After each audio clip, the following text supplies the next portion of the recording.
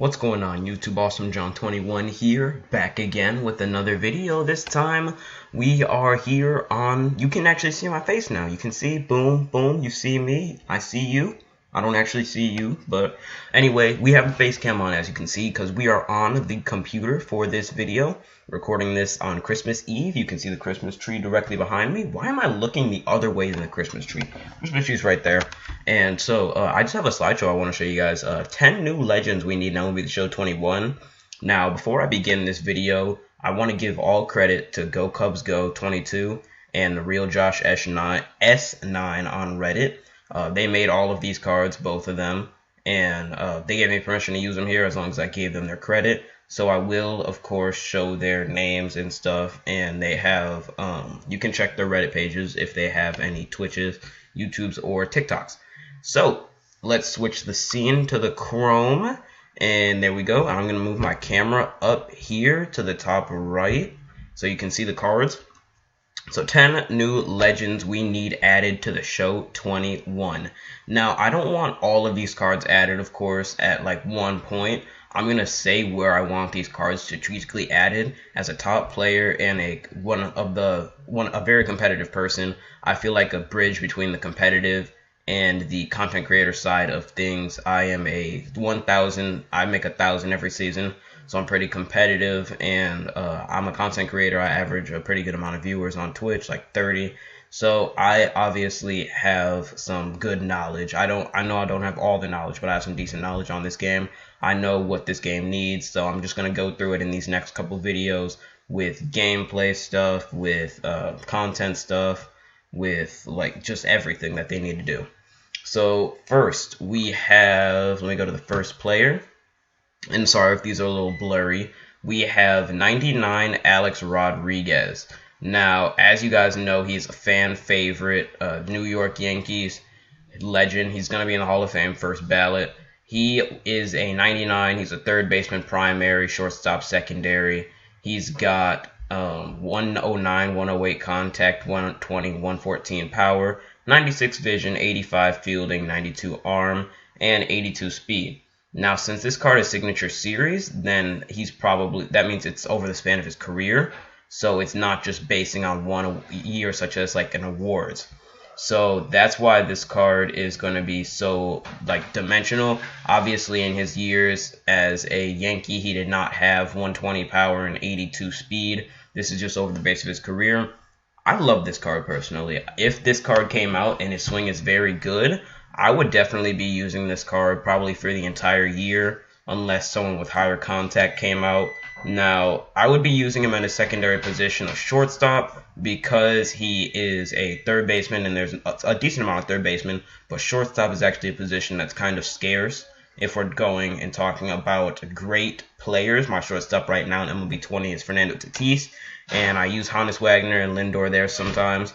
So there's not a lot of good like shortstops that you can use, but this would be a very good one in terms of swings. He has everything. He has the power, the contact, the defense, the speed, everything he needs to be successful over there. I would personally like this card in an inning program along with two other new legends, just because I think this is the easy way to disperse him.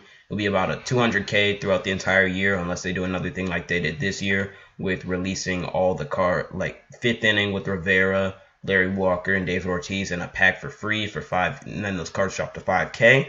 I want this card to be about 200K.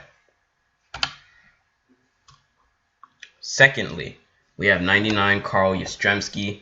He plays left field, first base, center field, and right field. This is his 1967 MVP card from the Red Sox. Now, his contact is 114, 106, power is 110, 98, vision's 115, 88 fielding, 83 arm, 90 arm accuracy with 74 speed. Now, I think the thing with this card definitely is just going to be his position. He's a lot like Babe Ruth, who plays the outfield positions and first base, except he just doesn't have the Babe Ruth-esque attributes. They're just moderately low. I just don't think 114, 110 is just going to cut it for an everyday spot in my starting lineup versus righties. And versus lefties, I just don't think he's good at all. If this card were to be extremely usable, I think they would definitely need to bump up these attributes by a ton. If this was like a fifth inning program award with Pudge, I wouldn't be so upset with it, because that means they would not need to make the card extremely good. They still, of course, wouldn't need to make it moderately good. So I think this is a decent attribute if it's going to be an inning program. I would like it to be with new legends, with 3 new legends, with that Alex Rodriguez, Ystremsky, and then one other person on this list. I think his fielding is very good. If he had bad fielding, I think this card just wouldn't even be touchable for me. And the card is just pretty good all around. If his attributes were higher, I would most likely play him at first base, just based on who's usually good in the outfield. But we'll see if we get it.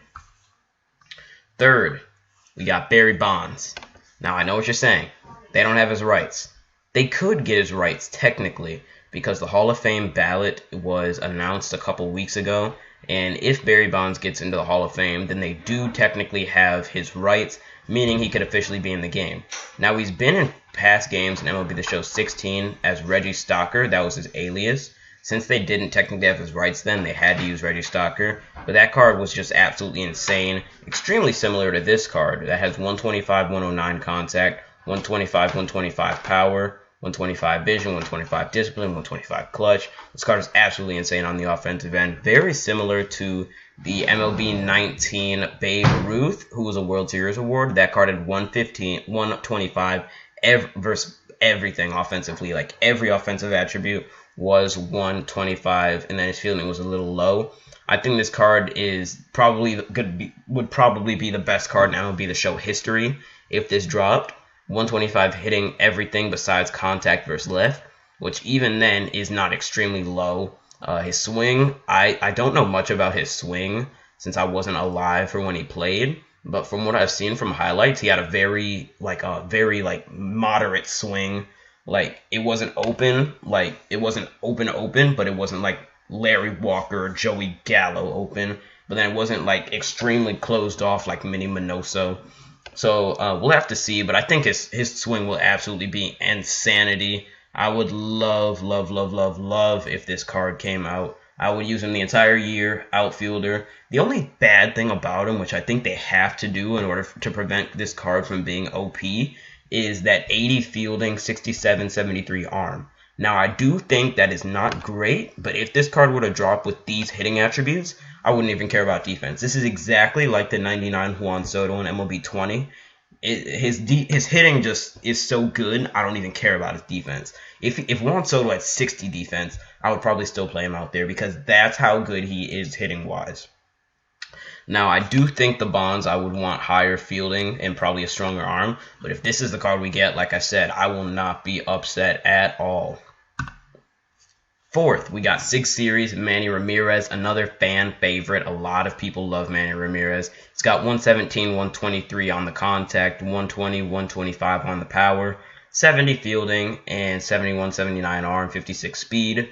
For a 6 series, I think this is a bench bat, personally. Manny Ramirez did not have a great defensive career. He was known as probably one of the most funny players and one of the most players you want to watch a lot because he's just really eccentric and funny to watch. His hitting attributes, I think this would make this card a bench bat, probably versus lefties since he has 123, 125. Versus lefties, 117, 120 versus righties. I would definitely like this card as a bench bat, considering even if there's a lefty pitching, like say Aroldis Chapman is pitching, and I bring in Manny Ramirez off the bench, and then he brings in a righty like, I don't know, Devin Williams, then I can probably still leave Manny Ramirez in because he actually has moderate attributes versus righties. Now, his swing, I know, is one of those that are just closed off completely, and I do think that this card probably would not be in an inning. What I do think is this is an event reward card, or a BR flawless reward, or maybe even the first 99 for a World Series award. I just don't see this card being an inning program card. I don't see this card being difficult to obtain. He just does not start. His defense is not moderate enough to start, does not go up with his attributes, especially with other outfielders in the game. But this, don't get me wrong, this card is still absolutely insane. Fifth, Satchel Paige. Now, a lot of people are going to say, well, this card is a copy and paste of Cy Young, isn't it? Well, that's incorrect.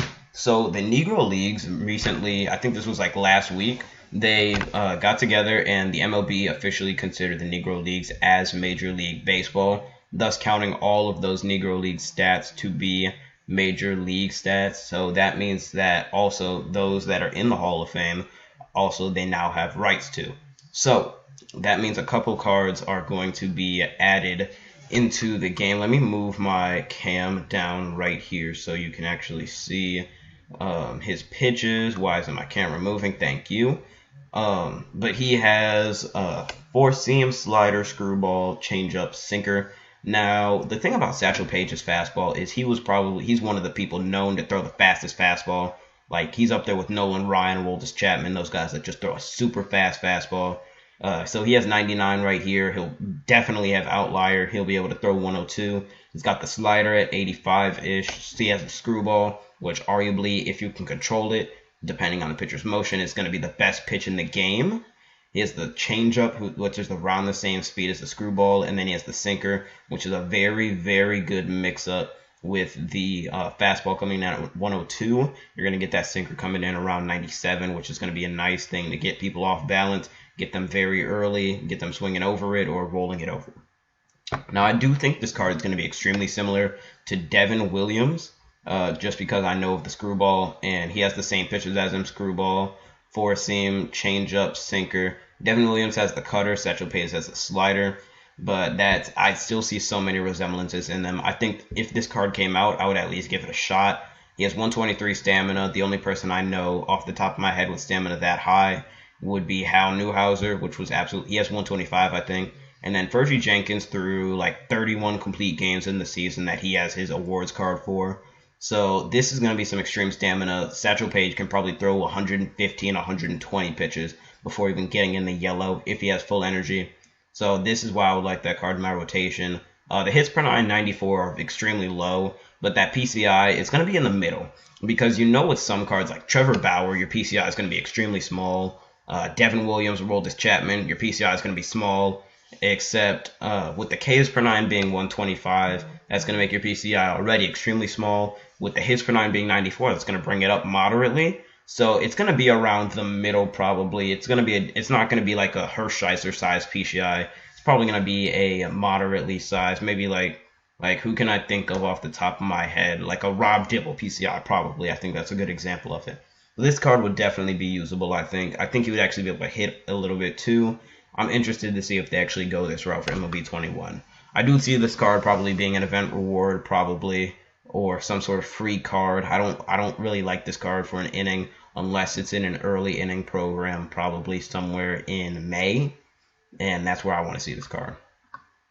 We got 99 Joe Mauer up next. He is the MVP season catcher for the Twins.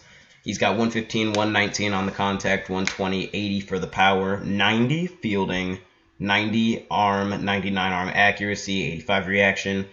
Defensively, he's going to be an absolute insane catcher. As in terms of best catchers in the game, defensively, you got Salvador Perez, you got Real Muto. You definitely don't have Jimmy Fox, because that man has like 52 fielding, but I don't even care because he hits so well. But anyway, this Joe Mauer card, I do see this potentially being an option for them to go to, especially if he gets into the Hall of Fame. This card can also play first base, which is actually decent to look at, especially in terms of platooning and double switches. I don't really think I would use this card that often unless I platoon it, because that 80 power versus left is just horrendously bad. Like the perfect fly ball threshold is 80. So if he hits a perfect fly ball, there's actually a chance that the ball might not even get out, which I just don't want to see. Versus righties is insane. So maybe if there's some good catcher options next year that aren't so good versus righties, maybe a lefty catcher. Like I can't think of one. I mean a righty catcher, that's what I meant. That's not that good versus righties. Maybe I would go that route. I know Salvador Perez is not that good against right-handed pitchers. He is actually really good against righties. JT Realmuto is not good against right-handed pitchers. But if I had JT Realmuto and this Joe Mauer, I would definitely platoon those two. That would be my battery back there. And defensively, they're just both extremely well. That's just what I want to do.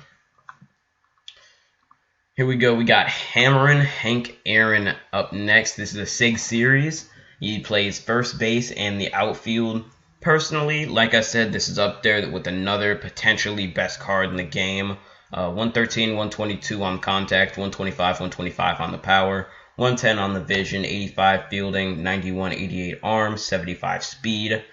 This card just does it all. I mean, he has diamond fielding, he has maxed out power, near maxed out contact. He has that in 75 speed. He's going to track balls down. He's going to hit everything. He's going to hit gappers. He's going to get homers. He's going to get singles. He's going to steal bases. Absolutely everything. I would love this card. And the thing that makes me love this card most, not the attributes. Actually, the attributes are probably it. But one of the biggest things that not a lot of people are going to see about this card is that first base secondary position. Now, that just like makes a, oh, what did I just do? Hey, John, stop it. What'd I do? Hold on. I messed up, boys. Hold on. Wait a minute. Oh, I messed up with OBS too. Oh, no, yeah, I gotta get used to this. Hold on, wait, click. Yeah, okay, there we go. I got it. So, what was I saying? So, Hank Aaron. He does it. You see this first base secondary position. I'm circling it with the laser pointer that I don't know how that got there. But anyway, so this card all around, absolute beast. Best card in the game if it comes out. Everyone's going to be using this card. If he's not in your outfield, if you have, like, say, Mays, Trout, Babe Ruth, Barry Bonds, if you have those guys in your outfield, you can still use Hank Aaron at first base. And he's still got diamond defense there. Absolutely insane card. If this comes out, this has got to be some big attainable collection reward. I forgot to say this about Bonds and Hank Aaron are the same. If these come out, I want these to be giant collection rewards. Maybe even a live series collection if we don't get Clemente.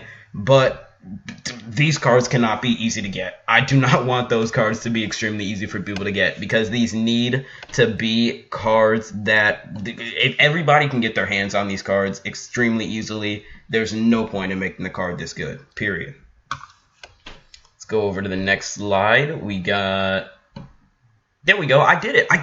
Can I get a thumbs up for that? Just thumbs up the video. I clicked the slide successfully. I don't care. That makes me feel good. But anyway, we got 99 Tim Lincecum. He's got a 4-seam sinker, 12-6 slider, and splitter. He's got 113 on the stamina, 112, 119 on hits per 9 and Ks per 9, 84 walks per 9, 120 home runs per 9, 107 clutch. This card would be extremely good. Facing towards the meta, his motion is extremely funky, and I think in the first month that this card comes out, he would not be easy to hit. He mixes up his stuff well. He's probably going to throw 97 on the fastball, 90 to 93 on the sinker, and then that 12-6 is going to be maybe like 75. Slider's going to be 80. Splitter's going to be 80. Also, I don't think the splitter is a very good pitch. I know in MLB 17. MLB 17, the splitter was just the greatest pitch you'll ever see. It's like that with the sinker and the cutter in MLB 20. I do think that the splitter might be usable next year, but the success on this card depends on if they fix pitching next year, because in MLB 20, you can't throw a curveball for anything. Splitters aren't effective. Sliders tend to hang. If they can make off speed actually decent to throw, I do think this card would definitely be usable. Now, this is probably an innings program. If I wanted my dream inning program out of the cards on this slideshow, I would probably say Lincecum is in one. Lincecum, Alex Rodriguez, and maybe, I don't know, and maybe Joe Mauer too, because you got to remember, innings programs cards aren't like extremely good cards. These are cards that are just moderate, but also extremely good to look at, and actually there's a couple of them that can actually just be used on your God Squad. Let's move to the next slide. We got 99 Carlos Delgado. Now, I know a lot of people want this Delgado card as Blue Jays fans. Blue Jays have not gotten a lot of love this year through team affinities. I think they actually have one of the worst team affinities. They got an 85 Vlad, who was absolutely horrendously bad. They got Tom Henke was stage 3. He's not that good. Kevin Smith, the 90 overall in stage 2, is terrible. And the 99, who is it? Lourdes Gurriel. He's not terrible, but not a lot of people use him. They just underestimate him, I guess. Carlos Delgado, if we got this card, automatic insert on the bench. First base, no secondary, 67 fielding, I don't want him touching the infield dirt. I want him coming off my bench versus righties, 125, 125 versus those righties, 109, 102 versus lefties. I think this card would be moderately good if you decided to leave him in or choose to start him. Like I said, fielding's low, speed is low, but this card can come off the bench and just give you homers, which is exactly what I need sometimes. That's why this card would be good. Also for all-time team builds, he was on a couple of the teams. I think he was on the Angels. I know he was on the Blue Jays, though, and that's why he's getting his Silver Slugger on the Blue Jays. Got Pedro Martinez. I just need this card. Make pitching good.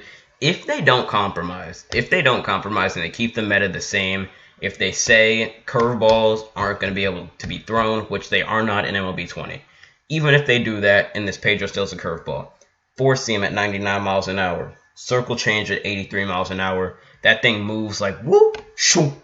It just moves. That thing moves like in different directions. I can't even like control, like see where it goes. Curveball probably isn't going to be usable. He's probably going to be like Hershiser. That cutter, 95. It can do whatever it wants. And then that sinker is going to be also at 95. It's just going to be such a good pitch. 110 stamina, 111 hits per 9, 122 Ks per 9, 100 walks per 9, 99 home runs per 9, 120 pitcher clutch. That fielding is 29. It's pitcher fielding, so who actually cares? This card will be absolutely insane. This is a Cy Young card. If this was in an inning program, I would definitely probably take this card or at least give it a shot. I want this card to be about 150K because this card might actually be decent on Legend. One thing that's not good about the card is that the speeds, the four-seam cutter and sinker, those speeds, those are 3 pitches, 3 out of the 5 that are just like the same speeds, but they move in different directions. The curveball is not usable. Only in extreme situations, you're probably going to throw 2 curveballs out of every 50 pitches. So that just doesn't make the curveball usable. But I think this card would definitely be good if they gave him something other than the curveball, maybe a 12-6 curveball. Or like a screw. I hope they don't give him a screwball, because if they give him a screwball, it's game over. It's game over if he gets a screwball. Let's go to the next card, which I believe is our last one. Is it? Yeah, it is. We got 99 Josh Gibson. Now, I know you're probably wondering, who is Josh Gibson? I'll have you know that Josh Gibson, what if I told you that Ted Williams was not the most recent 400 hitter?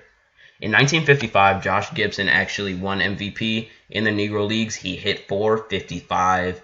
Absolute insanity. This card is just honestly probably going to be the best card in the game if he drops. Look at his hitting attributes, 125 across the board besides his vision. That includes contact versus both sides, power versus both sides. That fielding at catcher, 96, 96, and then 99 arm, 97 reaction, 93 blocking.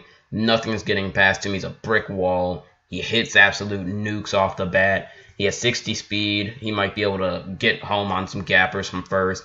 Plays first base, secondary position, so you can move him over there if you want to platoon with Joe Mauer. But I would not platoon this card because this is absolutely insane. If he drops, I'm going absolutely insane. No matter what he is, I don't even care if this card's a million stubs. He is worth it. This is going to be a difficult card to get. This has to be like a flawless or a World Series or something absolutely insane. Honestly, no, make this a collection award. The big, like, you know where Mike Trout is now, where Honus Wagner was in 19. Make this where this card is. I would be absolutely fine with it. I would be absolutely fine with it. I would get this card day 1. This card would be on my team. It would be a staple the entire year. Absolutely insane card. Now, if you enjoyed the video, please make sure you drop a like and subscribe. I'm doing more videos like these coming soon. Let me know down in the comment section some more cards that you want to see coming up. Let me go ahead and switch this scene real fast. Let me know some more cards you want to see that I did not mention. Let me know some attributes that you think were wrong. Let me know some more ideas for videos, team builds, anything you want to see. Thanks for watching. Peace.